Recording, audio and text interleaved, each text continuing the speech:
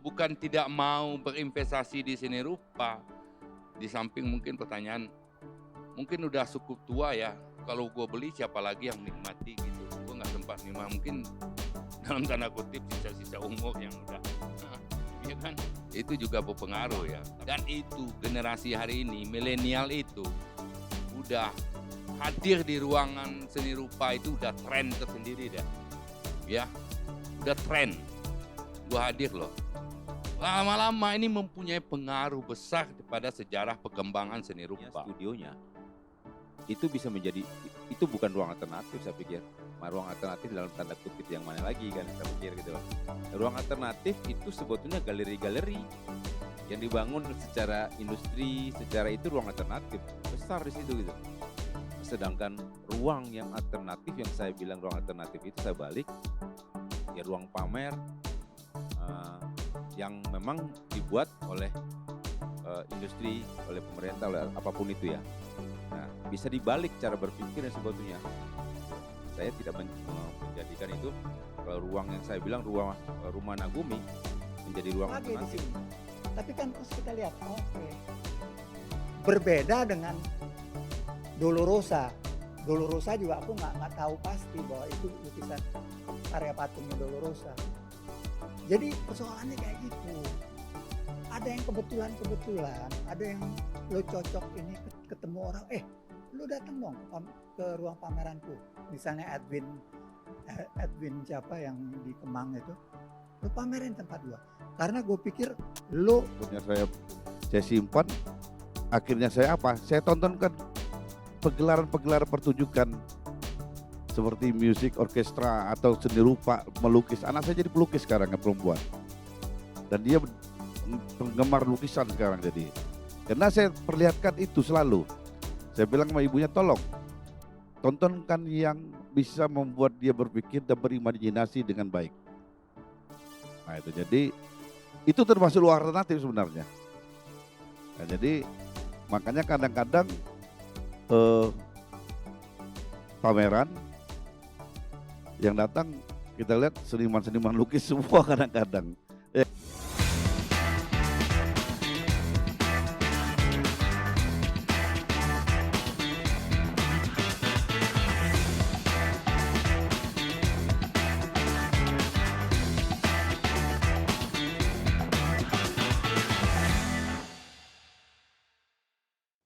Terima kasih kepada para mahasiswa dan pengunjung di Menara Astra lantai 5.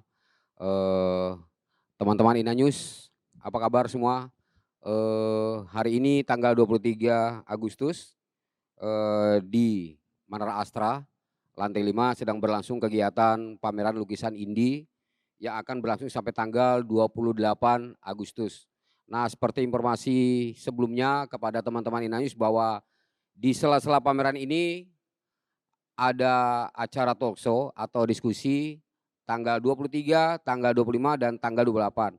Nah, untuk kali ini di tanggal 23 hari Selasa sedang dan akan dipersiapkan sebuah diskusi yang bertema ruang alternatif seni rupa di Jakarta, dan para pembicara sudah hadir, yaitu Bang Aidil Usman dan Bang Ridwan ya, Bang Ridwan Manantik.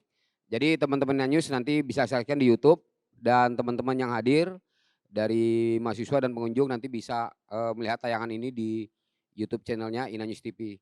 Jadi tanpa membuang waktu, kami persilakan Mas Dias untuk memandu acara ini. Kami persilakan.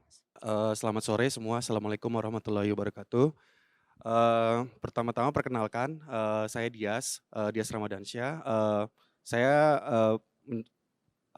menjadi kurator dari pameran indie. Sebetulnya saya kurator di pameran ini berdua dengan rekan saya Agung Hujatnika. Mohon maaf yang bersangkutan berhalangan hadir di diskusi kali ini. Tadi sudah diperkenalkan oleh Mas Eko, narasumber diskusi kali ini ada Bang Aidil Usman dan ada Bang Ridwan Manantik. Mungkin secara singkat saya perkenalkan kembali. Bang Aidil Usman ini berprofesi juga sebagai seorang seniman dengan berbagai keahlian. ia seorang koreografer, penata artistik, penata lampu, juga seorang perupa. Tahun 2017 mendirikan Cikini Art Stage, sebuah organisasi lintas seni dan berpartisipasi pada Jakarta International Biennale 2011. Banten Biennale 2017, Parade Pameran Tunggal 2021, dan kini menjabat sebagai Ketua Komite Seni Rupa Dewan Kesenian Jakarta. Nah, di sebelah kiri saya ada Bang Ridwan Manantik. Saya perkenalkan juga secara singkat profilnya. Bang Ridwan ini merupakan seorang pelukis dan juga pengelola Rumah Anak Bumi, sebuah wadah seni dan kegiatan cinta lingkungan yang aktif sejak tahun 2013. Kegiatan Rumah Anak Bumi beragam, dari menggambar bersama anak-anak dan masyarakat sekitar, tiap akhir pekan, permainan tradisional, penanaman pohon, membersihkan kali, melepas benih ikan di sungai, serta mendirikan bank sampah. Nah, kemudian kenapa kedua narasumber ini hadir dalam diskusi kali ini? Karena kedua narasumber ini melakukan aktivitas-aktivitas yang dekat dengan kegiatan ruang alternatif seni rupa. Pada diskusi ini kita bersama-sama akan mendengarkan pandangan-pandangan beliau mengenai ruang alternatif seni rupa khususnya di Jakarta. Kemudian mungkin nanti Bang Aidil selaku Ketua Komite Seni Rupa Dewan Kesenian Jakarta juga sedikit bisa menjelaskan tentang fungsi Badan Layanan Umum serta bagaimana Dewan Kesenian menjembatani para seniman dengan ruang-ruang alternatif khususnya yang dimiliki oleh pemerintah. Nah, sebelum kita mulai diskusi, saya akan memberikan sedikit pengantar tentang topik diskusi kita kali ini, ruang-ruang alternatif seni rupa di Jakarta. Nah, saya berangkat untuk memeriksa apa sih arti kata alternatif sebetulnya menurut KBBI. Alternatif itu menurut KBBI adalah pilihan di antara dua atau beberapa kemungkinan. Nah, kemudian saya menggarisbawahi arti kata pilihan tersebut. Artinya alternatif merupakan sebuah kegiatan yang disadari penuh untuk memilih. Di sana ada kebebasan untuk menjadi tidak terikat oleh sesuatu. Nah, kemudian hal ini saya pandang relevan dengan spirit indie pada pameran kali ini. Dalam tinjauan sejarah yang kita tahu, indie itu muncul dalam kasana permusikan Indonesia. Dalam tinjauan kesejarahan permusikan Indonesia misalnya, terminologi indie ini dikaitkan dengan semangat melepaskan diri dari arus utama atau tidak bergabung dengan major label yang notabene menyajikan musik dengan genre selera masyarakat arus utama. Musik indie memiliki kebebasan menentukan pilihan, kebebasan ekspresi, tidak terikat pada selera pasar, dan kemudian terdistribusi secara terbatas. Maka kalau musik indie artinya independen atau mandiri dari musik arus utama, maka ruang-ruang alternatif yang menjadi topik bahasan kita kali ini artinya alternatif dari apa dan dari siapa. Kemudian di barat, ruang alternatif itu bermunculan sekitar tahun 70-an sebagai reaksi atas otoritas museum dan galeri di medan seni. Misalnya gelombang pertama ruang alternatif di Amerika Serikat itu terjadi di tahun 70 dengan didirikannya 112 Green Street di New York yang memfokuskan kegiatannya pada instansi dan seni pertunjukan. Setelah itu ruang-ruang lain mulai berdiri. Setelah tahun 75 ruang alternatif yang muncul memiliki kecenderungan untuk mengangkat seni media baru, keberagaman dalam seni dan seni pertunjukan. Ruang-ruang tersebut memfasilitasi seniman maupun karya yang berada di luar arus utama pasar seni saat itu.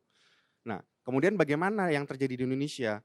Di Indonesia mungkin ruang-ruang seni yang dikatakan mapan, tanda kutip, atau memang peruntukannya adalah sebagai ruang pamer itu, misalnya kita sebut Museum Nasional, Museum Macan, ada Jogja National Museum, Galnas, Galeri Cipta, Taman Budaya, atau galeri-galeri seni komersial yang tersebar di seluruh Indonesia. Kemudian kita jadi bisa berasumsi bahwa ruang alternatif mulanya tidak diperuntukkan untuk pameran karya seni. Misalnya kafe, restoran, pertokoan, dan gedung perkantoran seperti Menara Astra yang kita hadiri saat ini. Meskipun begitu, apakah lahirnya ruang-ruang alternatif di Indonesia ini merupakan reaksi dari ruang-ruang mapan tersebut? Apakah kemudian semangat perlawanan yang terjadi di barat juga terjadi pada ruang alternatif di ruang seni rupa kita saat ini gitu? Apakah itu masih terus terjadi atau mungkin ada semangat yang lain gitu di luar semangat perlawanan itu? Terima kasih Dias. Saya pikir sangat berbeda ya apa yang terjadi di barat dengan terjadi di Indonesia. Ruang alternatif tumbuh di Indonesia tentunya ada sebuah cara dan upaya, karena toh ruang-ruang yang katakanlah ada di arus utama itu seperti Galeri Nasional, Museum Nasional, Taman Ismail Marzuki, ya itu tidak sulit-sulit juga untuk mengaksesnya. Cuma tentu toh ada mekanisme kuratorial yang berlangsung. Ruang alternatif itu tumbuh, ini sebuah momentum aja. Kalau kita baca dalam konteks hari ini ya, dalam konteks ini 2 tahun pandemi itu sesuatu yang sebagian orang itu menyesakkan, seperti ada tanda-tanda muncul kiamat, penanda-penanda. Orang-orang merasa frustasi karena pandemi tidak hanya ada di negeri ini, seluruh dunia, ya. Tapi yang menarik dari proses itu, setelah pandemi, pasca pandemi itu, kita melihat ruang tumbuh baru yang cukup mengagetkan gitu. Ya seperti ada ruang di Distrik 8 ya, Galeri Distrik 8, ada ruang galeri juga yang baru diinisiasi oleh Gajah Galeri gitu. Banyak ruang, belum gerakan indie, kelompok-kelompok kolektif seni gitu, komunitas gitu juga menciptakan ruang-ruang itu dan mereka beraktivasi sedemikian rupa tanpa henti-hentinya. Ya. Jadi di sini ya seperti ini ini ruang alternatif tentu dengan syarat-syarat tertentu ya. Saya pikir ada kesadaran baru yang saya maksud. Bagaimana seni rupa itu mendekatkan dirinya kepada publiknya. Yang dulu memang seni hanya untuk seni, katakanlah seni hanya untuk orang-orang tertentu. Tapi seni hari ini kan bisa diakses oleh siapa aja. Apakah diakses oleh generasi muda hari ini, diakses oleh kolektor-kolektor baru, diakses ya yang bermain hari ini justru kolektor-kolektor generasi hari ini. Ya, ada fase kolektor-kolektor kolonial itu sudah enggak bukan tidak mau berinvestasi di seni rupa. Di samping mungkin pertanyaan, mungkin udah cukup tua ya, kalau gue beli siapa lagi yang menikmati gitu. Gue nggak sempat nikmati, mungkin dalam tanda kutip sisa-sisa umur yang udah, ya kan, itu juga berpengaruh ya. Tapi mereka toh tetap ada ya di gelanggang-gelanggang seni rupa hari ini untuk menyemangati generasi yang baru tumbuh untuk mengapresiasi karya seni hari ini. Misalnya Art Jakarta Art Jakarta yang tanggal 28 ya, 27, 28, 3 hari besok. Saya pikir itu juga ruang alternatif untuk menjemput publik, ya, untuk menjemput publik. Karena itu kan bukan, misalnya JHCC yang besar itu dihadiri oleh panggung-panggung galeri-galeri baik yang nasional maupun internasional, yang selama ini mereka mungkin ada di arus utama, katakanlah yang tadi punya galeri, misalnya ada Nadi Galeri kan punya galeri. Ya, pasarnya kan udah ketahuan siapa apresiatornya. Linda Galeri kan juga punya galeri. Pasarnya kan udah ketahuan orang-orang gitu-gitu aja. Tapi di waktu dia masuk ke publik, mencari ruang alternatif, di situ ada nilai, ada bisnis. Bisnisnya yang pertama, masuk bayar. Ya kan? Bayar tiket kan, 150.000 itu. Dan tingkat kunjungannya tinggi. Ya kan, di waktu Art Jakarta Garden di Pelataran, itu 2 hari itu sold out tiket. Udah jelas itu nilainya, bisa kita hitung 150.000 kali sekian ribu tiket. Itu dari bisnis ya. Ternyata seni rupa tidak hanya di koleksi, tapi juga punya nilai, mengapresiasinya kita harus mengeluarkan uang. Dan itu generasi hari ini, milenial itu, udah hadir di ruangan seni rupa itu udah tren tersendiri dah. Ya, udah tren. Gua hadir loh. Lama-lama ini mempunyai pengaruh besar kepada sejarah perkembangan seni rupa. Jadi dampak dari ruang alternatif itu saya pikir untuk menghidupkan, untuk merayakan bagaimana seni rupa tumbuh dan bergerak, saya pikir itu. Ya, di samping ruang-ruang yang dalam tanda petik sudah melembaga ya secara regulasi dan aturan seperti Museum Nasional, Galeri Nasional, Taman Ismail Marzuki, tapi semua ruang itu bisa diakses siapapun. Seniman apapun sejauh dia punya melalui mekanisme kurasi gitu. Dimanapun ruang juga memperlakukan itu kok, tidak serta-merta katakanlah ruangan di Asra ini tentu mekanisme kurasi hal yang utama, bukan dalam konteks bisnisnya, tapi bagaimana tata ininya, displaynya, wacananya, ya pemikiran-pemikiran di belakang itu yang menguatkannya untuk dia bisa hadir karya itu di sini. Itu aja, terima kasih. Oke, ya berarti bisa dikatakan kondisi saat ini di ekosistem seni rupa Indonesia, Jakarta khususnya, muncul kesadaran-kesadaran baru ya Bang ya, tentang apa itu alternatif gitu ya, dan kenapa harus menjadi alternatif gitu ya Bang ya. Jadi tidak sekedar menjadi beda gitu, tidak sekedar melawan dari ketidaksesuaian gitu ya Bang ya, tapi juga sudah mulai ada kesadaran bahwa untuk ketika memilih untuk menjadi alternatif berarti ada konsekuensi, ada resiko yang harus ditempuh, dan mereka sudah mulai punya kesadaran untuk bersiasat gitu ya Bang ya. Seperti itu ya Bang ya. Betul. Oke. Nah, sementara kita akan beralih dulu ke Bang Ridwan. Nah, Bang Ridwan ini kan mengelola Rumah Anak Bumi ya Bang, di Parung Panjang Bogor. Nah, ini menarik gitu. Mungkin Bang Ridwan bisa ceritakan dulu apa sih Bang sebetulnya motivasi mendirikan Rumah Anak Bumi ini? Apakah pada awal pendiriannya itu seperti yang kita bahas sekarang ini nih gitu, ada semangat untuk menjadi alternatif gitu. Nah, itu juga mungkin bisa diceritakan kalaupun ada semangat seperti itu, ingin beralternatif dari hal apa gitu. Mungkin Bang Ridwan bisa sedikit ceritakan. Ya terima kasih banyak. Selamat sore teman-teman semuanya.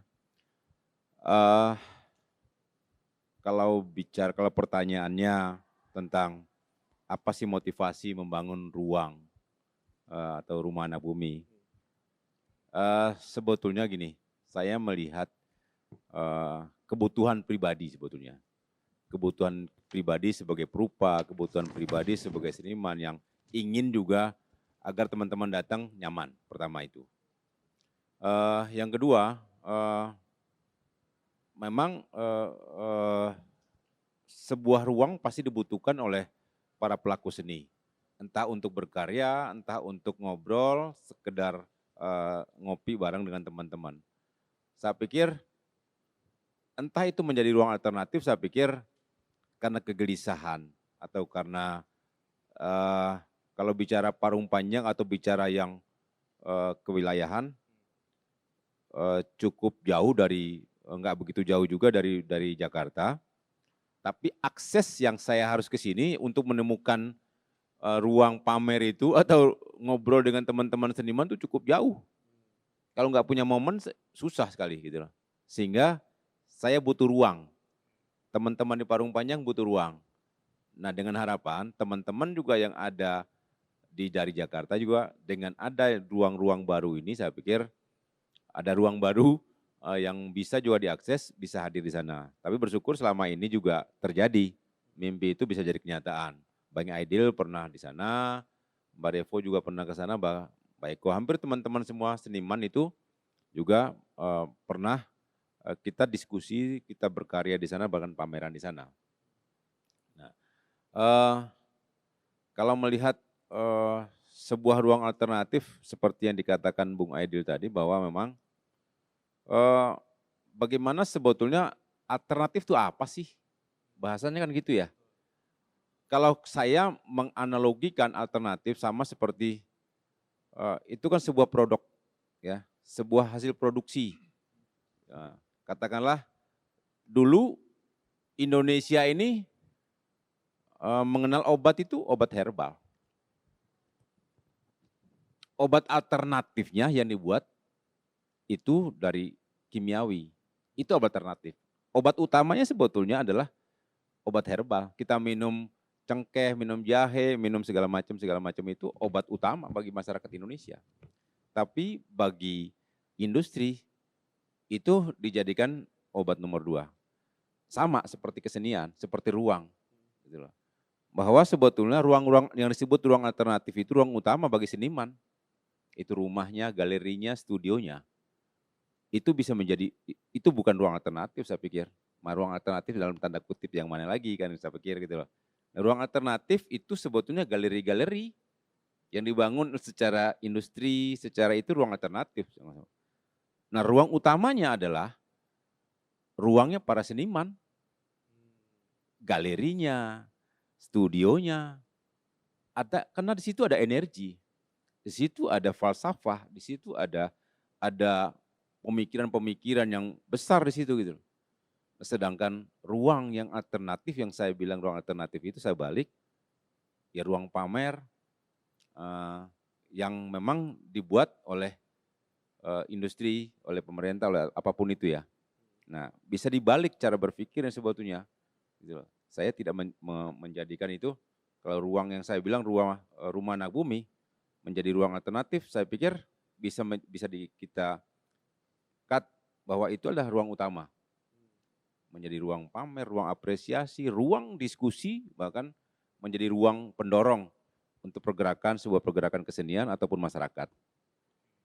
Begitu. Iya. Nah, ini kan menarik ya, kalau menurut Bang Ridwan, justru ruang utamanya itu rumah anak bumi ya, ruang alternatif adalah ruang-ruang yang bisa dipilih dengan bebas gitu ya oleh publik. Mereka mau mengakses ke ruang yang apa, ruang yang mana gitu. Nah, itulah ruang alternatif gitu ya.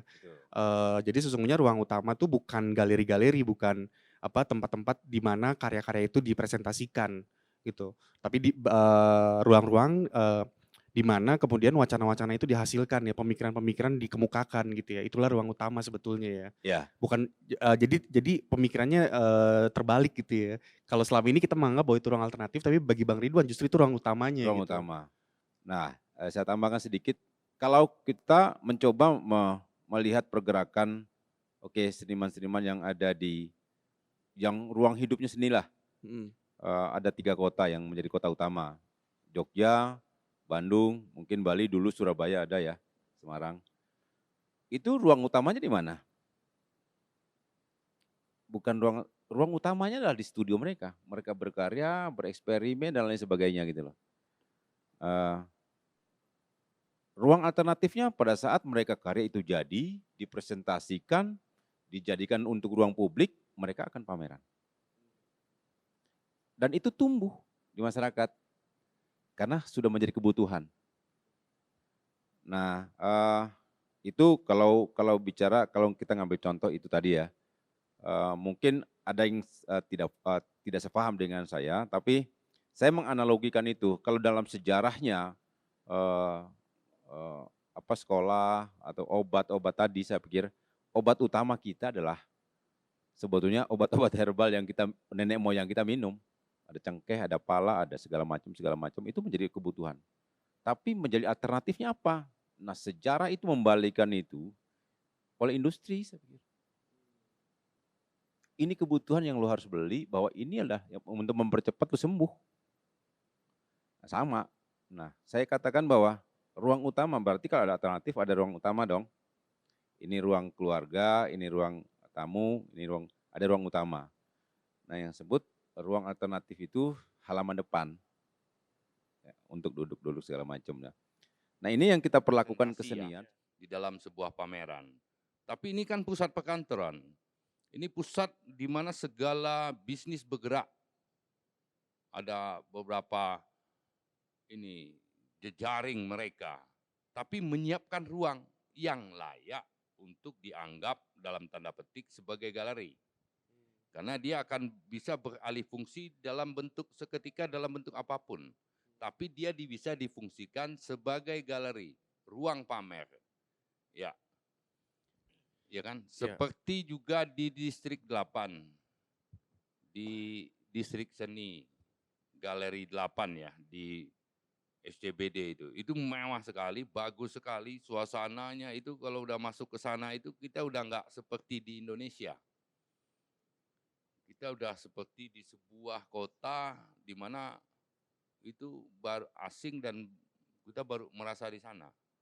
Karena udah dibungkus gedung-gedung, view yang ini nggak ada. Kalau di sini masih bisa kita melihat Jakarta karena ada kalau kita lihat sini di seberang sana masih ada gubuk, ya kan? Kalau di sana udah terbungkus, ya kan? Ya kan? Di belakang sana. Kalau kita di ketinggian masih kelihatan. Kalau situ udah nggak kelihatan.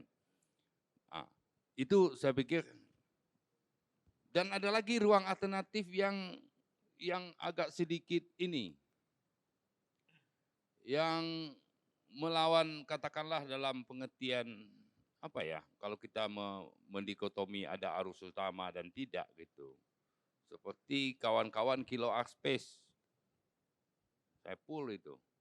Cuma ruang 2x3, 3x3 ya, 3x3 ruang. Tapi dia bisa, ruang yang sangat kecil sekali, tapi dia bisa melahirkan wacana yang luar biasa, yang sangat besar mungkinnya. Bahkan bisa memekakkan telinga atau memecahkan pikiran kita yang tidak Pengalamannya diduga-duga. tentang ruang alternatif di medan seni kita, dipersilakan kalau ada yang mau menanggapi. Ya Pak, boleh. Yang penting pada saat Anda mau ngelukis, Anda punya lukisannya enggak? Jangan enggak ada lukisan tapi ngomong, gue mau pameran di mana nih ya? Itu mimpi namanya. Itu real bener. Pengalamanku juga kayak gitu. Tiba-tiba ada lukisan, oke kita bikin pameran. Gitu. Jadi gak ada tuh kita, wah bagaimana kapan-kapan di Museum Nasional ya. Atau di tim. Itu memang membuat ranking. Tapi kita ambil deh lukisan, pelukis-pelukis yang kita kenal. Keith Haring. Keith Haring bikin mural di jalanan. Aku mau ambil contoh pelukis-pelukis ini, aku nggak begitu kenal mereka. Keith Haring kita bisa lihat kan. Dia udah meninggal tapi. Itu menarik. Itu alternatif. Dulu pelukis-pelukis mural nggak dianggap karena tidak punya wacana akademis. Sekarang Keith Haring masuk sana. Muncul dia. Jadi persoalannya sederhana aja. Itu persoalannya. Kita nggak usah bermimpi tentang ini. Kalau mau ada target, misalnya, lo udah bisa pameran di sana nggak? Itu juga kalau lo daftarin juga orang bilang nih siapa nih orang nih. Tapi ada juga kurator yang di yang tempat terkenal itu bisa menyambangi pelukis yang nggak terkenal itu. Lo mau nggak pameran di tempat gua? Lo kayaknya layak. Itu yang namanya kurator yang bisa melihat orang-orang, oh ini yang ini. Itu namanya kolaborasi. Bisa melihat orang-orang yang bisa ditampilkan, bisa ini. Untung-untung kita bisa datang ke sini lihat Revoluta, Eko. Aku pertama komentar apa tentang pameran ini? Ruangnya hebat sekali. Yang punya Astra. Terus aku dengar ini nih. Ini jadi wacanaku sekarang. Ini, wah gila ini mural juga nih. Lukisan dinding yang ini gede. Yang bikin Agus Wage, Heri Dono. Oh Heri Dono. Mana gaya Heri Dono di sini? Itu keterampilan. Dan memang dia nggak memperkenalkan ada lukisan Heri Dono atau Agus Wage di sini. Tapi kan terus kita lihat, oke. Berbeda dengan Dolorosa. Dolorosa juga aku nggak tahu pasti bahwa itu lukisan karya patungnya Dolorosa. Jadi persoalannya kayak gitu. Ada yang kebetulan, ada yang lo cocok ini ketemu orang, lo datang dong ke ruang pameranku. Misalnya Edwin siapa yang di Kemang itu, lo pamerin tempat gua. Karena gue pikir lo punya potensi untuk ini. Lukisnya mungkin kaget, tapi sekarang udah biasa-biasa aja kok. Jadi sesuatu yang ini apa namanya judul diskusi ini. Ruang alternatif. Ruang alternatif di seni rupa Jakarta. Alternatif tuh pilihan. Kalau lo terpilih, lo nggak mau, itu juga pilihan. Terima kasih. Oke, terima kasih Pak. Kok saya merasa merdeka dengan pilihan saya, Mas Dodo, di waktu saya masuk kemana-mana. Dan saya tidak pernah merasa terganggu juga dengan apa yang terjadi di atas, di bawah. Dan yang paling penting, saya harus membuat diri saya nyaman untuk saya melahirkan sesuatu. Itu nyaman, happy, tanpa ada ini. Itu bagi saya itu alternatif juga, ya kan. Pilihan saya berselancar di bidang saya. Itu. Dan apa yang kita lihat hari ini kan sebenarnya semua orang mencoba hadir di posisi-posisi tertentu, berebut di posisi tertentu dalam itu. Dan semuanya itu kan obsesi, perjuangan. Tidak, ya kalaupun Revo hadir di sini, itu bukan ujuk-ujuk Revo dapat tawaran atau apa. Pasti ada upaya-upaya gitu. Dan ini kan ruang yang seperti saya sepakat dengan Mas Dolo, ruangan ini bagus sekali dan luar biasa. Dan Revo hadir dengan totalitas ya. Totalitas. Eko juga hadir dengan totalitas ya. Ya, gitu. Dan semuanya itu upaya. Terus, ya itu pilihan. Kita mau berada di posisi mana, di level mana. Dan semua itu harus menjadi bagian dari sebuah rencana-rencana kerja. Akan menjadi sia-sia kalau kita tidak punya target-target level itu. Ya di sini rupa. Dan frustasi mati sendiri ya sia-sia kan gitu logikanya. Saya pikir kata kunci dari itu pilihan.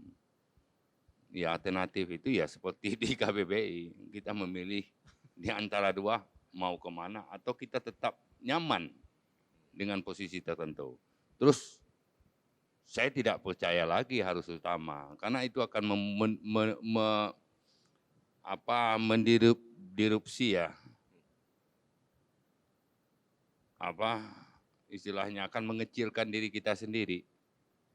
Kalau kita bicara konteks seni rupa, apa yang baik kita lihat belum tentu juga baik bagi orang lain, itu ya. Semuanya butuh apa? Pembacaan,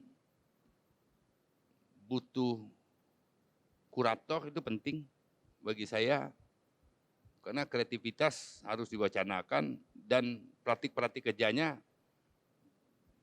jalan beriring dari awal Mas Dodo. Tidak ujuk-ujuk kurator ada di belakang kan gitu. Pasti ngaco itu.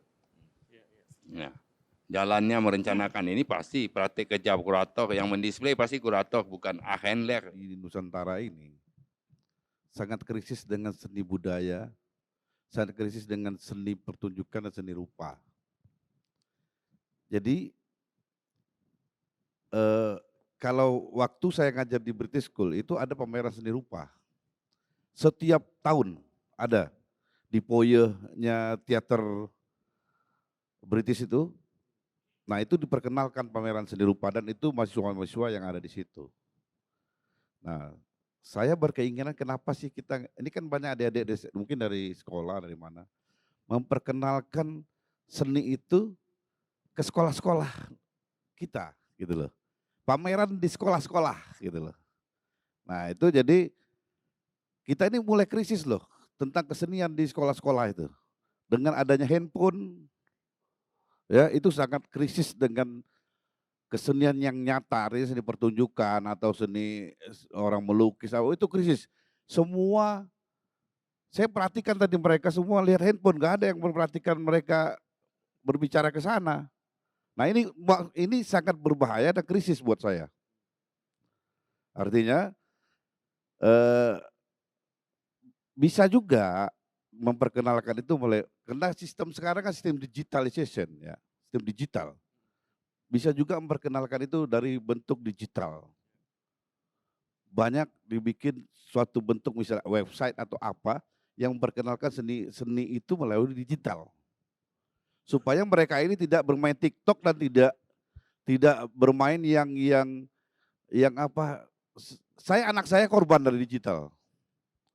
Ya, anak saya korban dari digital, akhirnya saya marah, handphonenya saya simpan, akhirnya saya apa? Saya tontonkan pegelaran-pegelaran pertunjukan seperti musik, orkestra atau seni rupa, melukis. Anak saya jadi pelukis sekarang yang perempuan. Dan dia penggemar lukisan sekarang jadi. Karena saya perlihatkan itu selalu. Saya bilang sama ibunya, tolong tontonkan yang bisa membuat dia berpikir dan berimajinasi dengan baik. Nah itu jadi, itu termasuk luar alternatif sebenarnya. Nah jadi makanya kadang-kadang pameran yang datang kita lihat seniman-seniman lukis semua kadang-kadang, ya kan? Kawan semua, si Ano semua yang lukis, seniman musik, seniman tari yang datang mau nonton. Kenapa sih nggak kita datangkan anak-anak sekolah yang menonton? Kita workshop kan, ini benar ini. Jadi workshop ini harus selalu ada buat memperkenalkan seni budaya kita itu atau kesenian itu di sekolah. Nah, ini sebenarnya keresahan saya sudah lama sekali ketika saya membandingkan antara sekolah internasional dan sekolah kita. Kenapa sih kita ketinggalan gitu loh. Saya mengajar anak-anak internasional itu ketika mereka baru aja sih kita ngomong udah tunjuk tangan. Nah ini tidak terjadi di sekolah kita, tidak pernah terjadi. Kenapa? Karena ya itu tadi, ini sebenarnya kan bukan apa ya, kayak saya juga, saya lebih senang saya memberikan workshop tuh di sekolah-sekolah daripada saya memberikan workshop tuh di tempat-tempat kesenian. Ya sudah, saya mentas atau apa, saya lebih senang di sekolah-sekolah memperkenalkan tradisi Indonesia itu ke sekolah-sekolah. Saya yakin anak-anak yang ada di sekolah-sekolah Indonesia ini nggak akan pernah tahu yang namanya saluang di musik, nggak akan tahu yang namanya sasando, pasti banyak yang nggak tahu dan cara bermainnya nggak tahu. Tapi kalau diperkenalkan alat musik barat, semuanya akan tahu. Karena fungsinya itu udah ada. Nah, ini sama dengan kita perkenalkan lukisan-lukisan seperti misalnya realis atau kontemporer lukisan atau apa. Mereka kan tahu menggambar gunung, anak SD, hutan. Nah, jadi kita harus memperkenalkan ke mereka sehingga mereka merasa, oh ini realis ya. Ini lukisan realis. Anak saya itu udah tahu itu sekarang. Karena saya tontonkan itu setiap hari, saya suruh. Nggak boleh dia main-main yang di luar kesenian, nggak boleh mas saya. Dia tontonannya, kalau musik, tontonannya anak saya yang perempuan itu tontonannya, itu kalau musik dia Hans Zimmer, John Williams, itu tontonannya, orkestra. Kalau seni rupa, wah itu banyak sekali. Seni realis, sekarang sehingga dia bisa melukis dengan baik anak saya sekarang. Terima kasih. Mengamati gejala-gejala generasi saat ini gitu, ya kan? Jadi tidak lagi hanya memikirkan dirinya sendiri gitu, tapi sudah membicarakan apa yang terjadi di luar diri mereka gitu. Nah itu juga makanya saya pikir juga ini menjadi berhubungan nih dengan Bang Aidil nih selaku Ketua Komite Seni Rupa dan anggota Dewan Kesenian Jakarta gitu kan. Bagaimana kemudian kan Bang Aidil bisa dikatakan representatif dari pemerintah kota saat ini gitu ya, DKI Jakarta. Bagaimana kemudian pemerintah memfasilitasi itu semua gitu ya kan, membuka ruang diskusi gitu, memberikan kesempatan-kesempatan juga dan memfasilitasi dengan fasilitas-fasilitas yang memadai gitu untuk menanggapi fenomena-fenomena saat ini gitu, ya kan. Nah, diskusi-diskusi itu kan sangat memungkinkan sekali terjadi di ruang-ruang alternatif gitu, ya kan. Karena arus utama sudah sibuk dengan dirinya sendiri gitu ya kan, sudah sibuk dengan urusannya sendiri gitu. Nah, makanya kepedulian-kepedulian itu akhirnya sangat memungkinkan sekali kayak misalkan tadi terjadi di Rumah Anak Bumi ya Bang ya, gitu kan, diskusi-diskusi tentang apa sih yang terjadi di sekitar kita, apa sih yang terjadi sekeliling kita, gitu bener-bener yang faktual terjadi gitu. Nah itu gimana Bang dari komite dan dari Dewan Kesenian memfasilitasi itu semua? Iya, wajah baru tim yang akan dibuka nanti secara semua fungsi ruang akan diaktifasi itu Itu nanti rencananya 2 September. Dan tim itu ruang publik untuk masyarakat Jakarta, terkhususnya senimannya. Gitu. Dan posisi Dewan Kesenian Jakarta di sana sebagai kurasi, dan dengan keterbatasan dana yang ada, tentu Dewan Kesenian Jakarta tidak bisa membuat program untuk memenuhi ruang itu. Ya. Jadi semua orang bisa mengakses ruang itu. Dan tentu ada kisi-kisi kuratorialnya untuk orang bisa hadir di sana. Ya, siapapun masyarakat Jakarta, bahkan untuk seniman-seniman Indonesia juga bisa hadir. Gitu. Dan di Jakarta ini kan banyak ruang yang kosong sebenarnya. Banyak sekali yang belum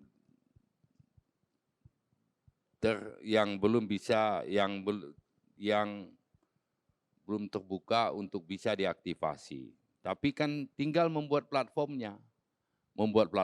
Makanya basis-basis komunitas, ya itu tinggal ngajuin sebenarnya. Ruang itu banyak sekali. Misalnya ruang di Benjamin Sueb itu Mas Dodo, itu besar, kosong. Padahal bisa diisi apa aja. Ya itu bisa dibuka, ya kan? Di Kuningan itu ada bekas dinas kebudayaan, terus yang di bekas Binel, Jakarta Binel yang pertama itu, yang di MT Haryono itu akan diaktifasi menjadi distrik seni juga. Jadi kita ada di komite seni rupa, di komisi ini, distrik seni itu.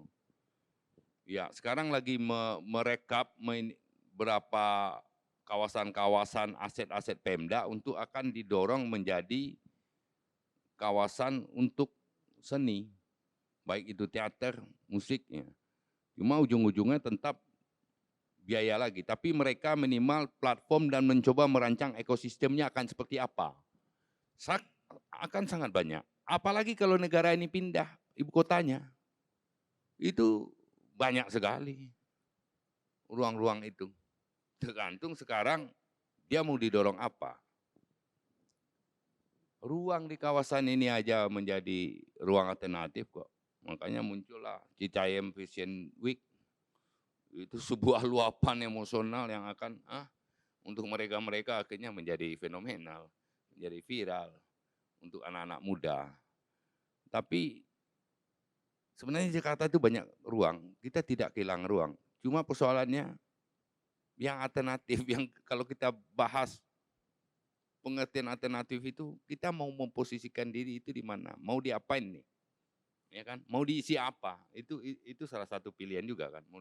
Banyak sekali.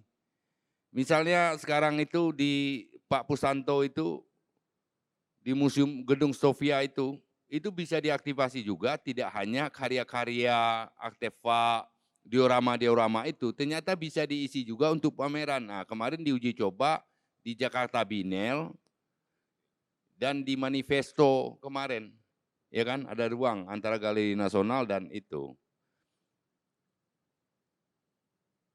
Itu aja sih. Ya. Yes. Ya. Berarti itu kesadaran bahwa membuka ruang-ruang publik yang tidak eksklusif ya, yang aksesnya sangat terbuka untuk publik umum, itu salah satunya datang dari Dewan Kesenian Jakarta ya. Udah ada kesadaran ke sana gitu ya, bahwa seni ini untuk siapa saja gitu. Ya kesadarannya udah panjang, kita nggak, Dewan Kesenian Jakarta itu tidak pernah menutup diri, karena posisi itu kan dia kan orang yang diamanahkan untuk mengurus kesenian, itu aja lah dasarnya. Ya, tapi ya apakah dia mau bekerja total untuk bukan dirinya di sana untuk ya itu kan tergantung aja. Di komite itu selalu ya semua dia harus terbuka untuk siapapun. Dia bukan lembaga yang eksklusif, yang elit, biasa aja.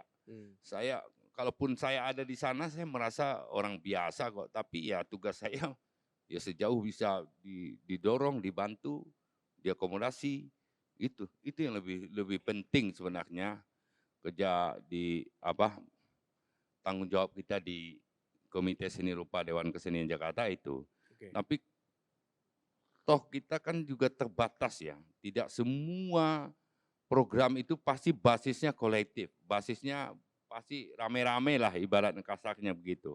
Bukan persen to persen, ini karya lu berkarya, pameran ini duit, enggak gitu. Pasti sifatnya rame-rame untuk bikin banyak kegiatan yang rame-rame gitu.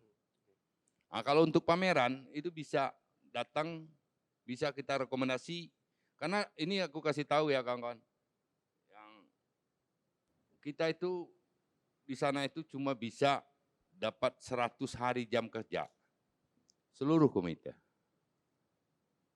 100 hari itu dalam pengertian, galeri itu ada 6 di sana. Ya, selama setahun itu 100 hari, berarti berapa pameran. Sementara Dewan itu hanya bisa mungkin berbuat 50%-nya aja nggak cukup dari 100 hari itu. Karena masalah pembiayaan duit yang ditetapkan ke Dewan. Akhirnya apa? Ya mungkin kita bisa merekomendasikan ini, karena itu akan berbayar, Mas Dodo. Pasti akan berbayar. Dan kita menolak sebenarnya, karena kan masih debatable itu. Masa rate apa dengan Jakpro, apakah dan tata kelolanya gimana, ini akan lahir, ini saya kasih tahu, akan berbayar, dan tentu Dewan punya otoritas untuk ini enggak bayar. Ya, itu kurasi. Ini enggak bayar, ini enggak bayar, ini enggak bayar gitu. Sebatas itu. Tapi Dewan diminta membiayai, itu belum.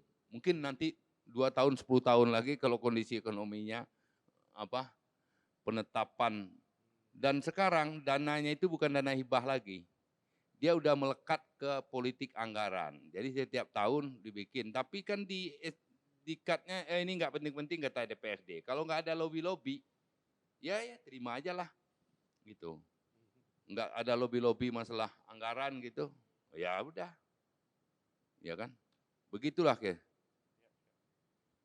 Ya, seperti itu ya. Semoga membantu ya Mas ya, menjawab. Mungkin ada pertanyaan lagi? Ya boleh. Assalamualaikum warahmatullahi wabarakatuh. Waalaikumsalam. Saya Ireng Halimun, perupa.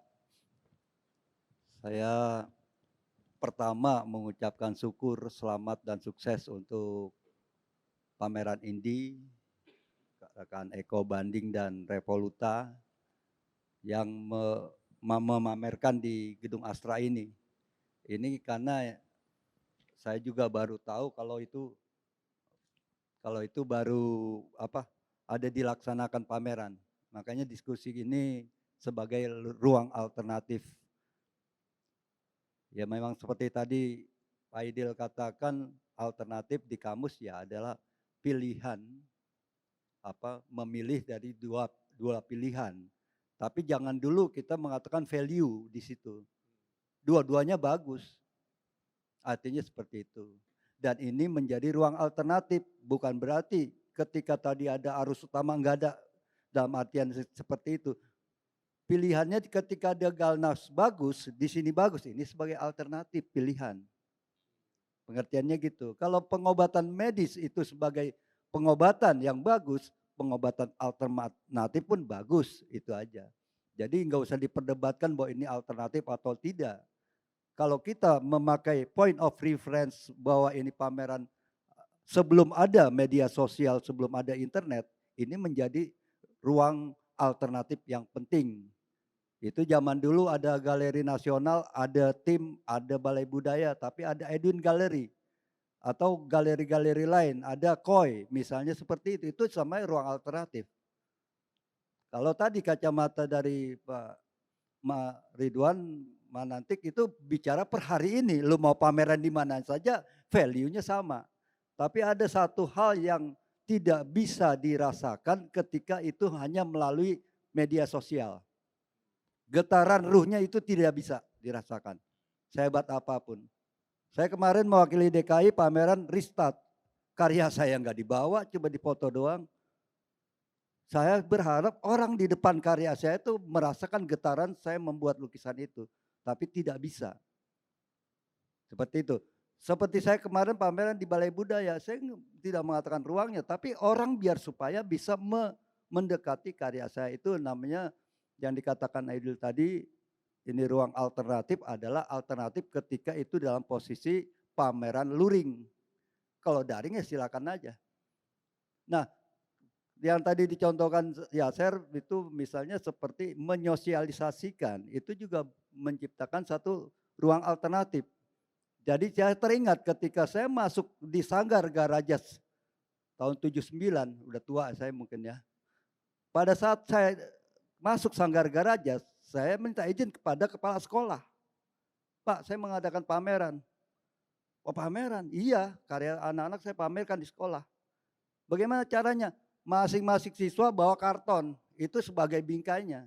Dan itu terjadi, sosialisasi.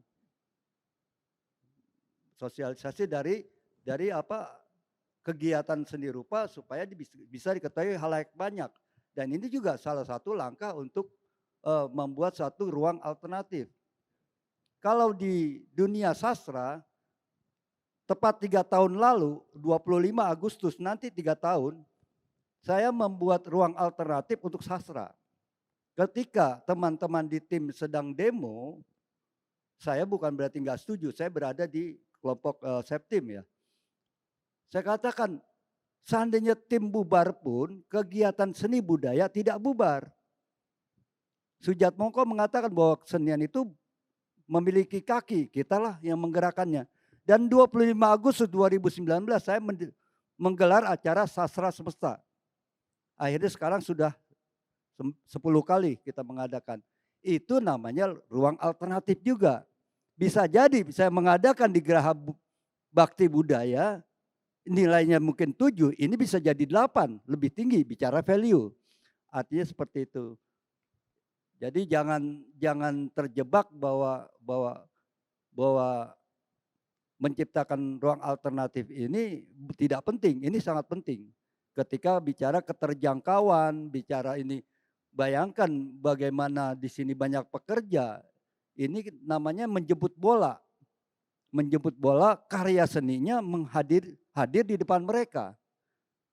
Apakah kalau sudah masuk ke dalam website, internet, media sosial selesai? Enggak. Mereka cukup melihat dan tidak memiliki ketertarikan. Dan cara seperti ini menciptakan ruang alternatif seperti ini sangat saya setujui. Karena pada saat ini perupa sudah jutaan orang, kegiatan sudah banyak, tapi yang masih belum adalah Quo Vadis, karya seni rupa. Mau dibawa kemana karya seni rupa? Tumbuhkan kolektor baru. Dengan cara seperti ini adalah upaya menumbuhkan kolektor baru di ruang seperti ini. Oh begini karya seni rupa, dan inilah cara-cara seperti ini saya support dan saya ucapkan selamat untuk Revo dan Eko, kemudian Pak Edil dan Pak Dias, dan Ridwan Manantik. Terima kasih. Assalamualaikum warahmatullahi wabarakatuh. Waalaikumsalam warahmatullahi wabarakatuh. Ya, Bang Ridwan mau menanggapi tadi pertanyaan dari Mas Yaser ya? Tanggapan dari Mas Yaser? Mungkin sedikit hampir sama tadi pernyataan bahwa ruang alternatif itu kan bisa menjadi pilihan dan itu ada berupa fisik dan non fisik sebetulnya ya. Jadi ruang alternatif apakah di media sosial menjadi ruang alternatif? Alternatif. Fisiknya di mana? Bisa di sini seperti ini, bisa di kan ruang-ruang alternatif. Hanya memang kita memposisikan ruang alternatif sebagai apa gitu loh. Ruang apresiasi kah, ruang jualan kah, ruang apa segala macam. Itu kan nanti pembahasannya cukup panjang deh, Bro. Ya. Jadi memang kebetulan tema kita hari ini bagaimana melihat sebuah ruang secara fisik itu menjadi ruang alternatif. Tapi kalau kita melihat secara jauh di kasat mata kita, depan mata kita, tapi jauh cara pandangnya adalah pandemi itu mengajarkan kita membuat ruang-ruang alternatif. Nah, bagaimana kita tidak bisa ketemu, bisa selama 2 tahun, selama 2 tahun lebih, selama pandemi, akhirnya kita membuat punya ruang alternatif. Bagaimana seandainya dulu, ya pada saat ada tahun berapa itu, kita mengalami hal seperti COVID kemarin, yang media sosial kita nggak punya, tapi hanya bermain insting mungkin nggak tahu gitu loh. Nah kita bicara hari ini, bicara ruang secara fisik, dan bisa bicara ruang secara non fisik, ya, non verbal gitu loh. Ya ruang termasuk media sosial adalah ruang alternatif. Apakah efektif? Sangat efektif, saya bilang. Bahwa banyak orang-orang yang bisa melakukan, bisa berpameran, bisa interaksi, dan bisa melakukan punya nilai value-nya, ada jualannya. Bahkan kalau dibilang nggak mungkin ada yang sekarang banyak bisa jualan di media sosial, itu juga hanya sebuah cara sebetulnya gitu loh. Sebab kita menempatkan, tapi apakah itu seni bisa dilakukan seperti itu? Bisa. Banyak teman-teman yang sukses di media sosial, jual karyanya dan mahal-mahal. Saya pikir gila gitu loh, itu ruang alternatif yang sangat keren. Fisik betul, kita butuhkan menjadi ruang kontemplasi, menjadi ruang pertemuan, ruang diskusi. Tapi non fisik menjadi ruang sangat yang tak terbatas. Yang mungkin kita hari ini bicara ruang alternatif Jakarta, ternyata ruang alternatif seluruh dunia, Bu. Bahwa kalau kita masuk ke media sosial, lebih-lebih anak-anak muda nih, anak-anak yang UNJ ya, itu sudah pasti akrab banget dengan media sosial. Dan itu mereka bagaimana sekarang NFT, itu program kayak gitu, jual karyanya gila-gilaan loh. Apakah itu bukan ruang alternatif? Alternatif banget, itu kekiniannya. Nah itu kalau kita bahas alternatif, yang saya bilang tadi, ada yang disebut sebetulnya ruang pokok, tapi bisa menjadi ruang alternatif, tergantung kita ingin menempatkan ruang alternatif itu di mana. Nah, saya sedikit menambahkan sedikit tentang apa yang dikatakan oleh Bung Rafa Yasir tadi ya, bahwa memang betul kebutuhan generasi kekinian sebetulnya butuh sosialisasi yang tinggi, butuh workshop atau pengenalan terhadap dunia seni rupa yang betul. Bung Yasir, saya ada di kampung, saya keluar masuk kampung bukan saja di sekolah sebetulnya. Kebetulan saya tidak kuliah, jadi nggak boleh masuk sekolah. Artinya kalau nggak saya ngajar di SMP harus S1 dulu Pak Dodo. Gitu. Jadi kebetulan saya tidak kuliah, jadi saya masuk ke kampung-kampung, ketemu dengan anak-anak kampung yang ingin mengenal seni rupa. Nah, contoh baju saya pakai ini adalah saya membangun saya datang ke kampung, di sana banyak anak-anak muda yang nongkrong, yang saya ajarkan bagaimana mereka aktif di kesenian, cuma mereka bingung, jualnya kemana Pak? Ya. Ngomongnya begitu, mereka bisa berkesenian, punya karya-karya keren, tapi jualnya kemana ya? Kebingungan, saya bilang, semenjak 2, 4, 3 tahun lalu, saya bilang berhentilah berpikir kalian tentang Jakarta. Saya bilang, mohon maaf Pak Dodo, orang-orang Parung Panjang, Serangkas Bitung ke sana tuh mungkin ada orang Rangkas di sini, rata-rata pekerja kasar Pak, karena strata sekolahnya lebih rendah. Ya, jadi yang kerja di Tanah Abang, yang kerja dari ngangkut segala macam, bahkan paling ada juga banyak juga yang di konveksi. Mereka sangat mengidolakan sebuah ibu kota Jakarta. Apapun datang ke Jakarta, walaupun cuma bersebelahan, tembok Pak, Jakarta disebutnya. Mau kemana? Mau ke Jakarta. Jadi Parung Panjang itu dekat tapi jauh sebenarnya. Artinya masih sangat membutuhkan sebuah ibu kota, ruang ibu kota. Nah, 3 tahun lalu atau 4 tahun lalu saya ngobrol dengan anak muda yang saya datang dari kampung ke kampung, membuatlah sebuah, terutama pandemi Pak Dodo. Pandemi itu saya membuat ruang-ruang alternatif dengan anak muda yang ada di kampung. Saya cuma bahasakan bahwa berhentilah kalian bermimpi tentang sebuah ibu kota Jakarta, bahwa kampung pun bisa kalian bisa berada di kampung dan bisa mendapatkan uang dengan cara berkesenianlah dengan caramu, bekerjalah dengan caramu. Yang penting ada karya. Nah, media sosial itu tidak terbatas. Lagi-lagi media sosial, kan. Ayo mereka perlahan kita bangun bareng-bareng, ada bangun rumah baca, ada bangun saung baca, ada apapun ruang, ada kantong-kantong seni yang ada di kampung. Jadikan kampung sebagai kampung, jadikan desa sebagai desa. Jangan bermimpi bahwa desamu akan menjadi kota. Walaupun Parung Panjang sudah menjadi kota karena banyaknya perumahan yang begitu besar. Tapi orang-orang kampung nggak siap Pak Dodo. Anak-anak kampung itu yang sekolahnya cuma SMP Pak. Walaupun ada yang nggak banyak SMA. Tapi mereka nggak siap dengan kehadiran perumahan yang begitu dahsyat itu. Ujung-ujungnya mereka menjadi penonton di kampungnya sendiri. Nah saya sebagai orang yang datang 20 tahunan lalu, dari tahun 98 saya ke situ. Saya ketemu tokoh-tokoh, saya ketemu Kapolsek, saya ketemu Koramil, Camat dan lain sebagainya, termasuk masyarakat dan anak muda. Bahwa tadi menciptakan ruang alternatif dari kampung-kampung. Kalau kampung itu sudah kuat, kota akan menjadi lebih kuat saya pikir. Mereka punya karya, mereka punya bambu, mereka punya kayu yang bisa diberdayakan. Ini baru, Pak Dodo. Ini sudah kesekian kali saya buat, dan anak-anak muda ada yang mau bekerja tanpa mikirin dibayar atau enggak. Buat tempat wisata, jadi ada namanya kampung bambu, semua bambu, kalau bambu mungkin yang datang ke Jakarta ini bambu dari mereka Pak. Bambu semua kampungnya.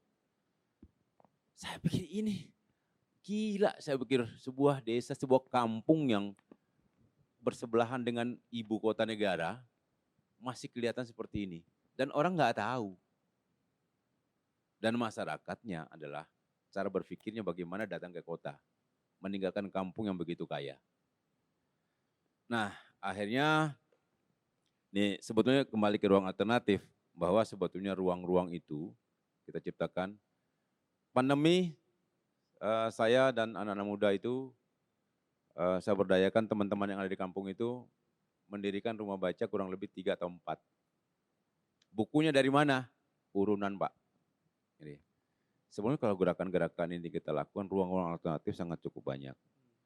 Di Jakarta, kalau kita bicara ruang alternatif Jakarta, enggak sedikit. Ada 5 wilayah di Jakarta ini, kurang lebih ada 322 RPTRA yang dibangun oleh pemerintah, betul ya. Jadi sebetulnya itu juga menjadi ruang alternatif. Yang sekarang banyak yang mangkrak, saya pikir teman-teman seniman juga harus merubah mindset itu. Ruang aja di mana aja saya pikir. Termasuk ruang RPTRA tadi, ruang-ruang yang ada di sudut manapun. Bahwa kita meyakini bahwa berkesenianlah dengan lingkungan. Kalau kita langsung berpikir bahwa, oke, karya gue kejual enggak ya di situ ya? Berat Pak. Akhirnya kesenian menjadi terseret-seret, terseok-seok tuh. Tapi kalau dia berkarya dengan hatinya, saya yakin pembeli akan datang dengan sendirinya. Ya, terima kasih. Terima kasih Bang Ridwan. Bang Edil terakhir ada yang mau disampaikan lagi? Tambahan? Cukup ya? Oke, mungkin kita udah sampai di penghujung diskusi kita. Diskusi yang menarik dan tentunya pembahasan ini tidak berhenti sampai sini. Ini hanya sebagai pemantik untuk diskusi-diskusi berikutnya. Saya menyimpulkan bahwa bahwa balik lagi gitu ke asal arti kata alternatif itu sendiri gitu kan, bahwa itu adalah pilihan dan itu menjadi hak kita semua gitu untuk memilih untuk tidak terikat pada apapun, ya kan, tidak terikat pada suatu nilai, dan kita juga berhak untuk menentukan nilai kita sendiri gitu. Jadi sebetulnya kayak tadi disampaikan juga gitu, arus utama penyebutan arus utama itu di era saat ini itu menjadi semakin tidak relevan gitu karena